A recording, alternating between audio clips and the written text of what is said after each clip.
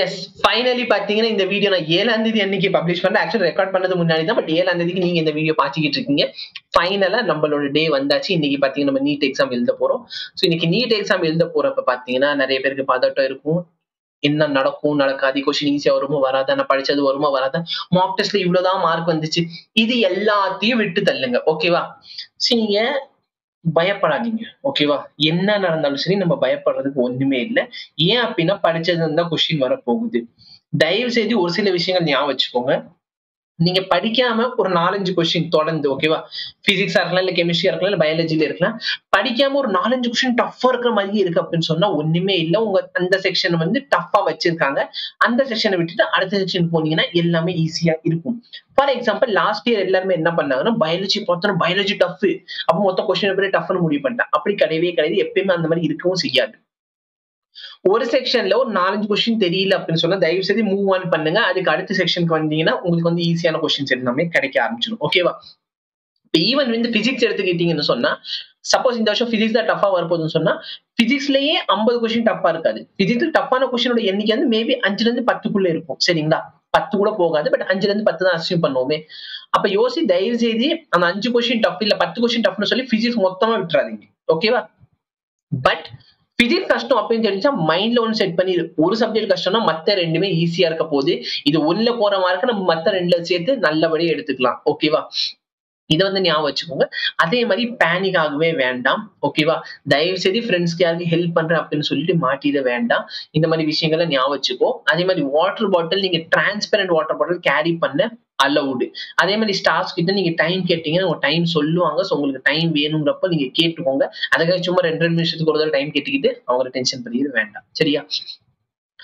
நல்லா பாரு, நம்ம படிச்சது தாண்டி ஒண்ணுமே வரப்போறது இல்லை. அதனால ஜாலியா போய் டெஸ்ட் எழுது. சரியா?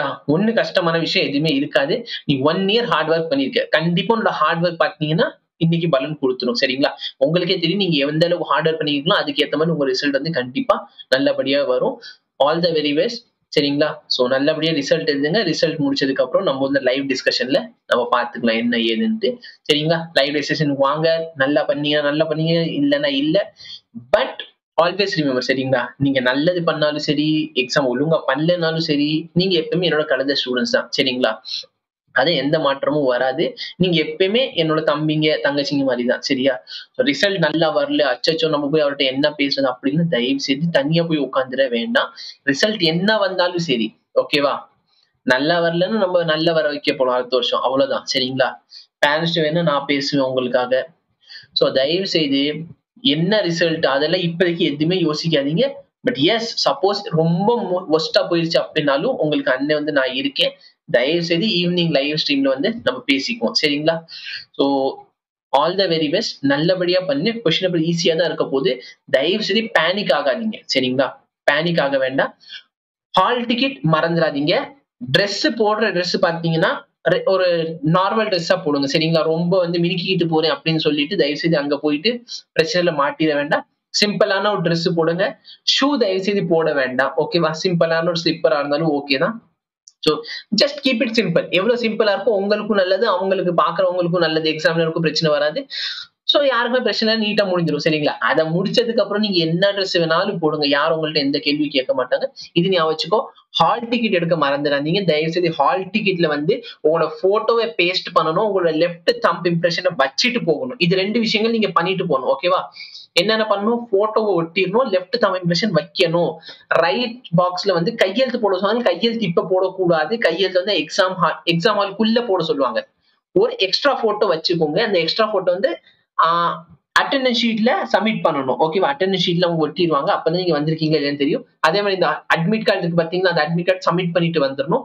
அந்த அட்மிட் கார்டுல 2வது பேஜ்ல பாத்தீங்கன்னா உங்களோட போஸ்ட் கார்டு போட்டோ நீங்க ஒட்டணும். சரிங்களா? ஃப்ரண்ட் பேஜ்ல கீழே 3 பாக்ஸ் இருக்கும். அந்த 3 பாக்ஸ்ல பாத்தீங்கன்னா ஃபர்ஸ்ட் உங்களோட போட்டோ ஒட்டணும், நடுவுல வந்து லெஃப்ட் தம் இம்ப்ரெஷன் வைக்கணும், ரைட்ல கையெழுத்து போடவே கூடாது. பின்னாடி சைடு என்ன பண்ணணும்? போஸ்ட் கார்டு போட்டோக்கு ஒரு பாக்ஸ் இருக்கும். அந்த போஸ்ட் கார்டை நீங்க ஃபில் பண்ணிடணும். சரிங்களா? இதை மட்டும் நீங்க ஞாபகம் வச்சுக்கோங்க. All the very best. நல்லபடி எழுதிட்டு வாங்க. எதுனால ஈவினிங் பேசிக்கலாம். தயவு செய்து பேனிக் ஆக வேண்டாம். சரியா? Thank you so much. All the very best.